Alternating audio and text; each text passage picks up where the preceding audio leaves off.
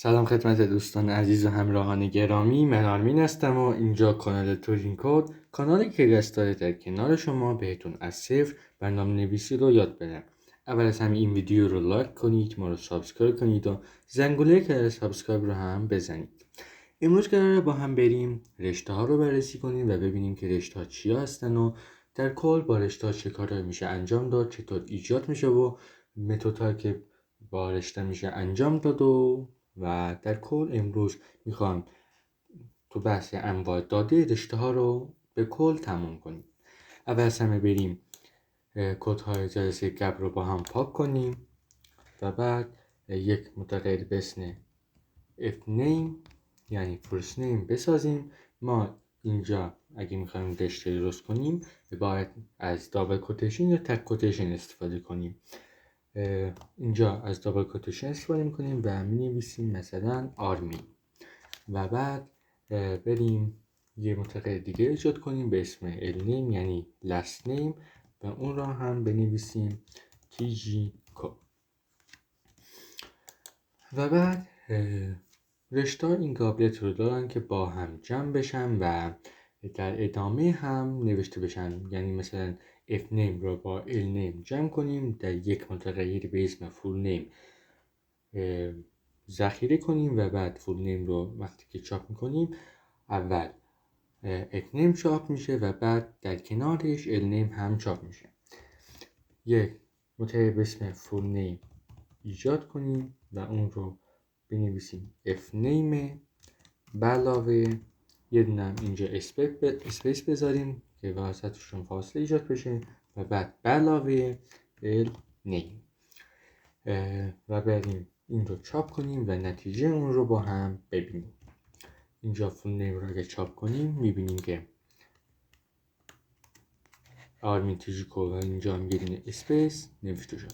اینجا آیا آرمین رو کوچیک به کوچیک تبدیل کنیم و با استفاده از متد و کد بتونیم اون رو به اصطلاح بزرگش کنیم و با آی بزرگ بنویسیم. اینجا ما fname که آرمین نوشته شده جلوش یه دونه نقطه میذاریم و بعد نویسیم تایتل و بعد پارانتز باز و بسته. متد تایتل اولین حرف اون رشته رو میگیره و اون رو به بزرگ تبدیل میکنه و بهمون نشون میده و اینجا با فول نیم چاپ میشه. بریم این رو تست کنیم ببینیم چه نتیجه به ما نشون میده. اینجا اگه رانش کنیم میبینیم که با حرف بزرگ دوباره چاپ کرد. اینجا حرف کوچیکه و با اینجا به حرف بزرگ تبدیل شده و اینجا چاپ شده. و بعد بریم اینجا میبینیم که آرمین تمامی حروفش با حروف کوچک نوشته شده. اگه بخوایم تمامی حروف رو با یک خط کد به حروف بزرگ تبدیل کنیم میتونیم بنویسیم دات آپر و تمامی حروف رو به حروف بزرگ تبدیل میکنه. یه دونه تست کنیم و ببینیم دیدی که آرمین تمامی حروفش به حرف بزرگ تبدیل شد. یه دونه هم مخالف این داریم دات لور و اینجا که تمامیش با حروف بزرگ نوشته شده میتونیم اونها رو حروف های کوچک بنویسیم. اینجا ران کنیم میبینیم که اینجا حروفش کوچیکه با دات آپر به حروف بزرگ تبدیل شده و اینجا که حروفش کوچیکه رو حروفش بزرگه رو با اینجا حروف کوچک تبدیل کردیم. و بعد بریم چند تا از قابلیت های جالب رشته رو هم با هم بررسی کنیم و ببینیم که چه کارهایی میشه با رشته انجام داد. یه متغیر به اسم x ایجاد میکنیم و یک جمله درون اون می‌نویسیم. مثلا بنویسیم I love coding. یک جمله نوشتیم I love coding و اگه این رو با هم چاپ کنیم x و اینجا خودمون رو ران کنیم میبینیم که نوشت I love coding. میبینیم که اینجا از اول سطر شروع میشه. گاهی اوقات ما نیاز داریم که از اول سطر شروع نشه و با یک فاصله شروع بشه یا مثلا با یک تب شروع بشه. یعنی یک تب مساوی 4 تا اسپیس، یعنی با 4 تا اسپیس از اینجا شروع بشه. برای اون کار میتونیم از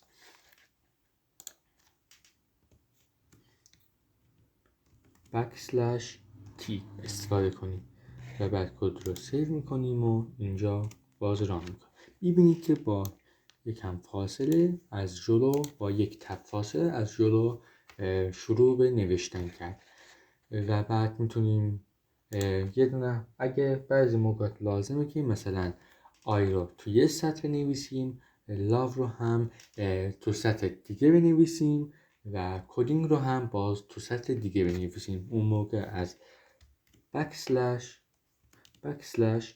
استفاده میکنیم و بعد دوباره با این \n میذاریم تا برم پایین. اگه بخوام دوباره یک تب بیان جلو، میتونیم دوباره اینجا بنویسیم \t. توی نمی‌نویسیم، تفاوت این و این رو با هم ببینیم. وقتی کد رو ران کنیم ببینید که اینجا با یک تب جلو، اینم با یک تب جلو با \t اومدن جلو و این رو که ما توی سطر نوشته بودیم تو سطرها جداگانه برای ما لحاظ کرد به خاطر این \n که قبل هر کلمه نوشته بودیم. این هم از رشته ها. اینا رو خوب تمرین کنید و اونقدر تمرین کنید تو این مبحث مسلط بشید. رشته ها از جمله اون مطالبی هستن که پرتکرارن و تقریبا در همه جای این بندنویسی با پایتون کاربرد دارن و در کل پایتون قرار که شما رشته ها رو استفاده کنید و خیلی کارها قرار که با این رشته ها انجام بدید.